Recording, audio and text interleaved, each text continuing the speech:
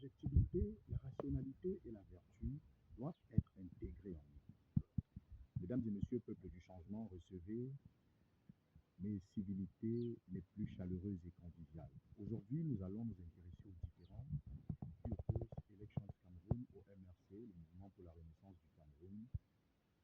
Euh, nous allons nous intéresser à ce qui s'est passé hier, parce que le délibéré a lieu cet après-midi à 13h. Donc, au cours donc de l'audience d'hier, le ministère public, toi qui m'écoutes, partage, like et abonne-toi. Partage, like et abonne-toi. Et surtout, invite tes proches à s'abonner eux aussi à s'abonner massivement et partager. Le ministère public représenté par le parquet général de la Cour d'appel du Centre refuse à la Cour le droit de contraindre le directeur général d'Elecam à l'accomplissement de la formalité de publication de la liste électorale nationale qui est prévue par l'article 80 du Code électoral manqué depuis le 30 décembre 2024, donc depuis le 30 décembre dernier. Il demande à la Cour, le parquet général, de se déclarer incompétente d'une prétention développée et renchérit à l'audience et renchérit par Elecam à l'audience sous le fallacieux prétexte que Elecam, bien évidemment, prend des actes administratifs dont le contentieux relèverait du juge administratif et non du juge judiciaire.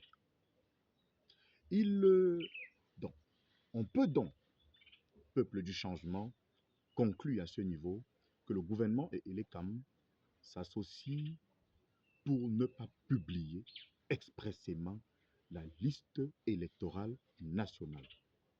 Or, une thèse, là maintenant on va déconstruire cela, une thèse qui oublie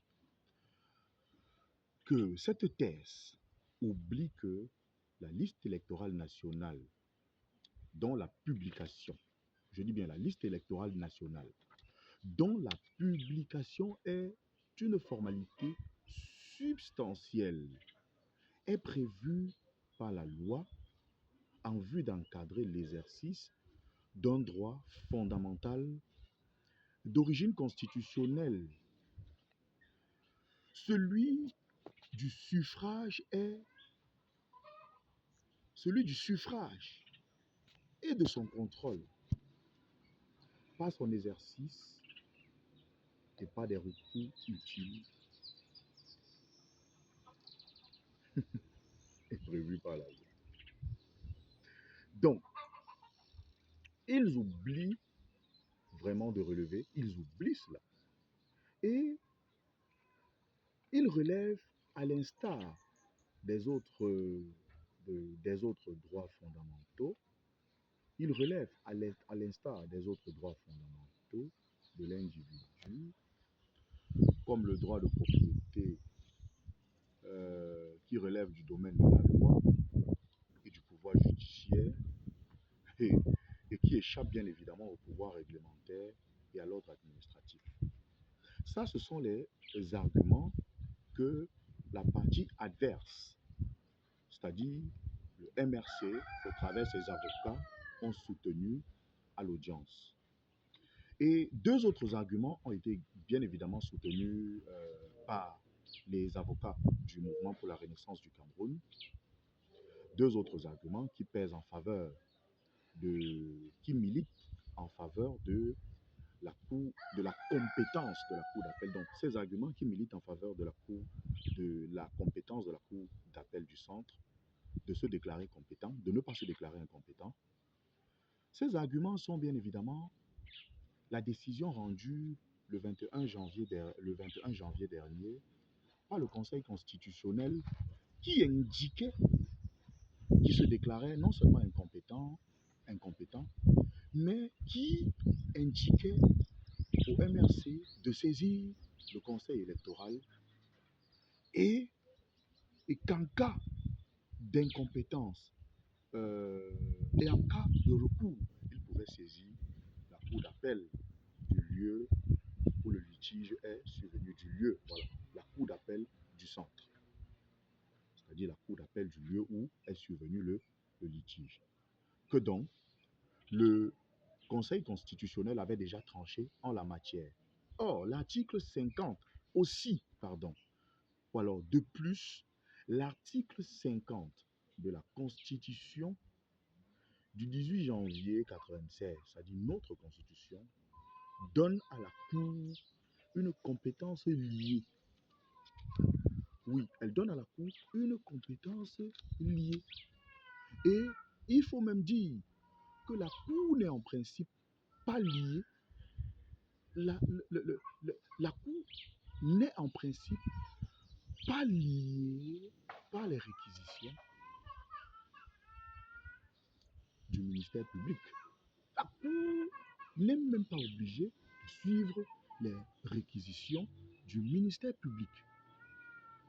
Donc, il faut donc voir derrière la non-publication de cette liste, de la liste électorale nationale, pardon, un acte préparatoire à la criminalité électorale. Donc, il y a un acte préparatoire à la criminalité électorale qui se prépare, ou alors qui se préparerait. Le directeur général de l'ECAM ne veut pas se déclarer, ne veut pas publier la liste électorale nationale. Moi, Florent Pagny, comment je fais pour savoir que mon nom ne se trouve pas en Ndéré, mon nom ne se trouve pas à Kolofata ou en Gelmenduka, que mon nom ne se trouve pas à Tibati ou à Batouri, que mon nom ne se trouve pas à Oum ou à Manfé, que mon nom ne se trouve pas à Douala 5, ou même, du moins, dans une circonscription à Douala, ou alors à Manjo, ou même à Bafoussam, je ne sais pas. Donc, l'ECAM est décidé à ne pas publier la liste électorale nationale, ce qui est prévu par le code dont il est censé se servir. Donc, vous voyez donc que une mascarade électorale est en train de se préparer dans l'optique d'empêcher le peuple du changement à véritablement changer les choses. On attend le délibéré cet après-midi à 13h et nous suivons de près cette affaire et nous allons vous rendre compte de cela minute by minute.